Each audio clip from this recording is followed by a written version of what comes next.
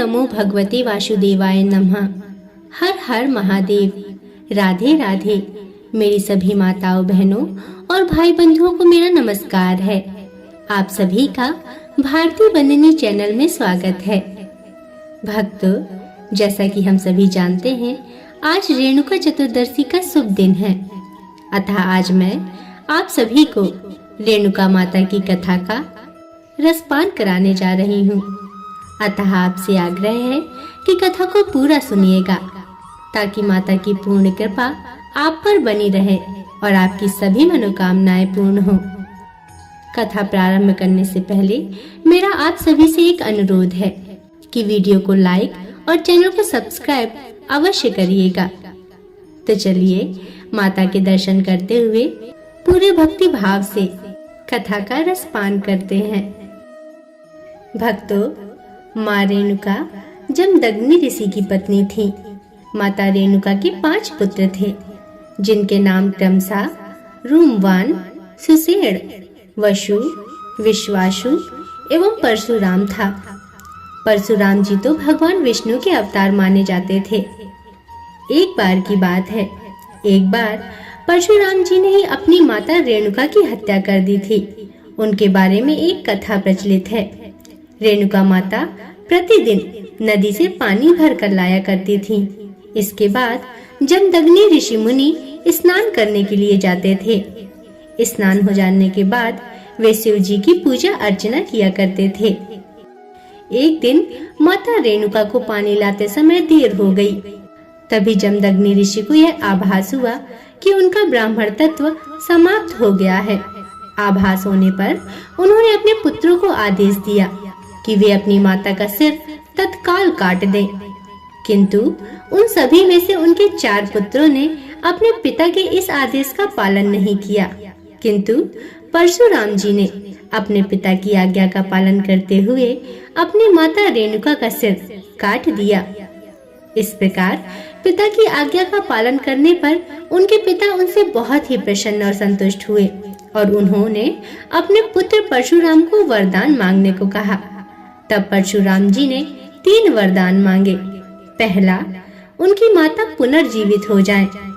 दूसरा, उनकी माता को उनके मृत होने की स्मृति न रहे।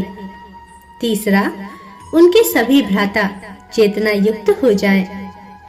इन वरदानों को देते हुए उनके पिता ने उनसे कहा कि इनमें से एक वरदान पूरा नहीं हो सकता है।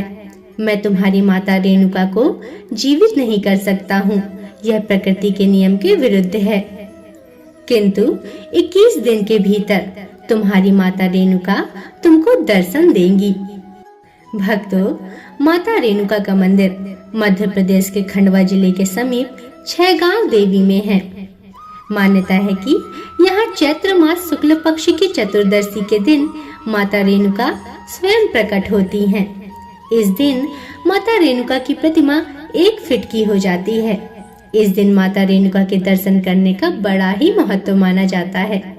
इस दिन इस मंदिर में असंख्य भक्तगण अपनी मनोकामनाओं को लेकर माता रेणुका के दरबार में आते हैं। कहा जाता है कि आज से 500 वर्ष पहले माता रेणुका की प्रतिमा इस मंदिर में स्वयं ही प्रकट हुई थी। इस मंदिर में माता रेणुका के साथ साथ माता बिजासन, माता हिंगलाज, माता शीतला और माता खांखली, इन सब की प्रतिमा स्थापित है। भक्तों, ऐसी मान्यता है कि यहाँ स्थित बावड़ी के पानी से स्नान करने पर सभी शारीरिक कष्ट दूर होते हैं।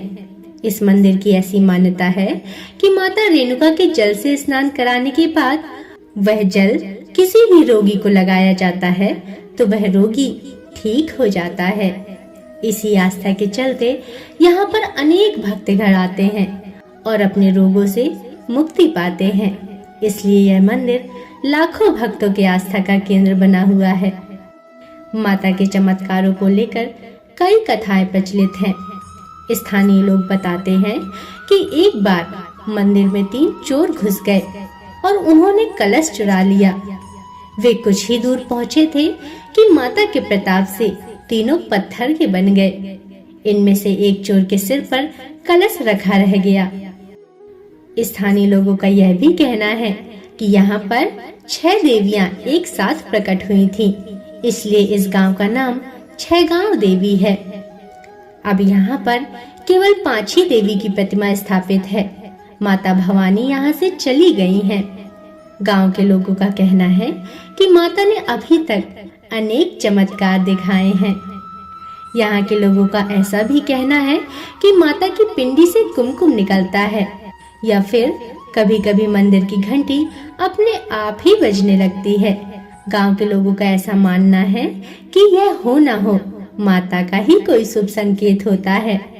ऐसा माना जाता है कि जो भी जातक इस दिन सच्चे मन से माता रेणुका के दर्शन एवं उनकी आराधना करता है, उसकी सभी मनोकामनाएं माता रेणुका पूर्ण करती हैं।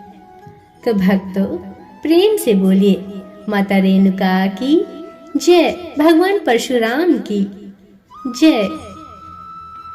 भक्तों, यह थी माता रेणुका की कथा। आशा करती हूँ आपको कथा पसंद आई होगी। हमें कमेंट में जरूर बताएं आपको कथा कैसी लगी, और कमेंट में जरूर लिखिए माता रेणुका की जय, जय भगवान परशुराम। भक्तों, आपसे एक बार फिर आग्रह है, ऐसी ही पवित्र कथा कहानियाँ सुनते रहने के लिए चैनल को सब्सक्राइब, वीडियो को लाइक और शेयर अवश्य करें। अब अगली वीडियो तक के लिए नमस्कार।